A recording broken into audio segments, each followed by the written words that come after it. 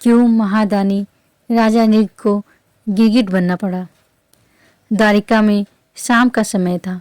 भगवान श्री कृष्ण के पुत्र खेल रहे थे। खेल खेल में उन्हें प्यास लगी और वे पानी की खोज में एक कुएं के पास पहुँचे। वहाँ उन्होंने देखा कि एक गिरगिट कुएं में पड़ा हुआ है। उन्होंने उसे निकालने की कोशिश की।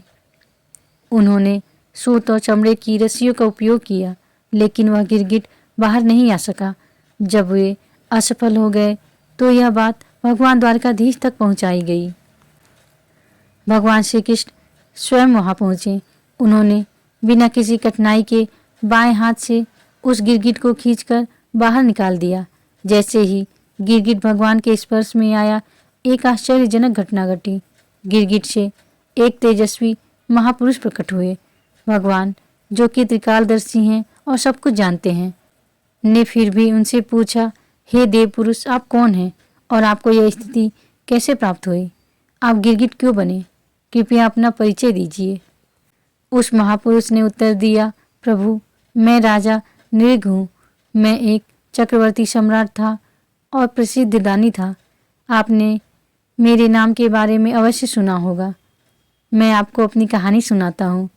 राजा नृग ने बताया, प्रभु, मैंने अपनी युवावस्था से ही अनेक दान किए।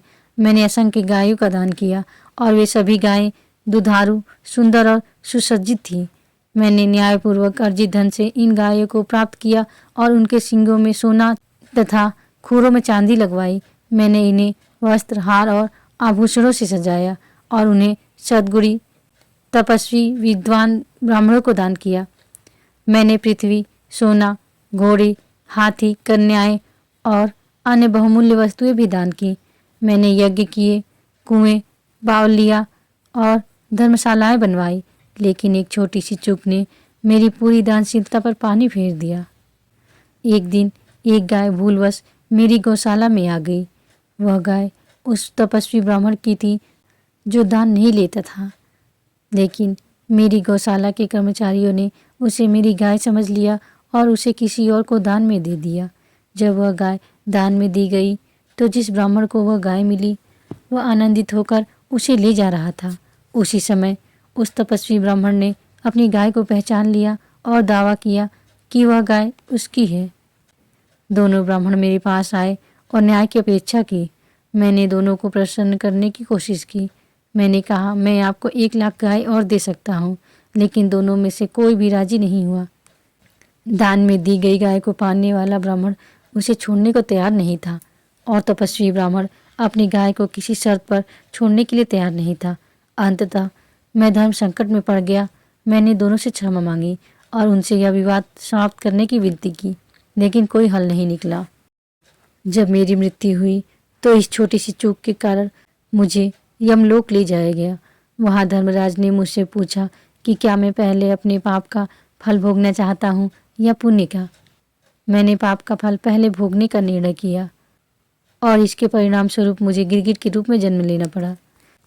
द्वारिका के इस कुएं में मैं लंबे समय से पड़ा हुआ था और कष्ट भोग रहा था, लेकिन आज आपके दर्शन से मुझे इस गिरगिट के शरीर से मुक्ति मिली। प्रभु, मैं आपका सेवक हूँ और आपकी कृपा से ही यह संभव हुआ।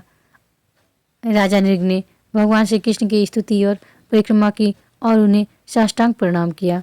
भगवान ने राजा नृग को आशीर्वाद दिया और वे दिव्य विमान पर बैठकर देवलोक को प्रस्थान कर गए। यदि कोई इस विश्वास के साथ सुमेरु पर्वत के समान स्वर्ग का दान करे, रत्न, अन्नदान और भूमिदान करे कि इससे पुण्य मिलेगा और पापों से मुक्ति होगी, या फिर अनेक तुला दान करे, प्रयाग जैसे तीर्थों में स्नान करे और काशी में ग्रहण के अवसर पर चित्त शुद्धि के लिए अनेकों दान करे, शय्यादान, कन्यादान और कुरुक्षेत्र में सुपर्व पर गोदान करे, तो इन सभी पुण्य कर्मों के बावजूद वह अपने समस्त पापों से मुक्त नहीं हो सकता। केवल एक बार श्री कृष्ण के नाम का स्मरण करने से ही त्रैलोक के समस्त पापी भी एक क्षण में संसार के आवागमन से मुक्त होकर परम गति को प्राप्त कर सकते हैं। महाराज नृग को इतने दान करने के बावजूद केवल एक अपराध के कारण गिरगिट के रूप में जन्म लेना पड़ा। लेकिन यदि कोई नाम जप करने वाला साधक है तो हजारों अपराध होने पर भी उसकी ऐसी दुर्गति नहीं होगी। यदि उसे पूर्व जन्म लेना भी पड़ा तो वह एक अच्छे परिवार में जन्म लेगा और बहुत शीघ्र भगवत प्राप्ति कर लेगा। भगवान का नाम अत्यंत शक्तिशाली है, इसलिए अधिक से अधिक नाम जपने का प्रयास करें। राधे राधे।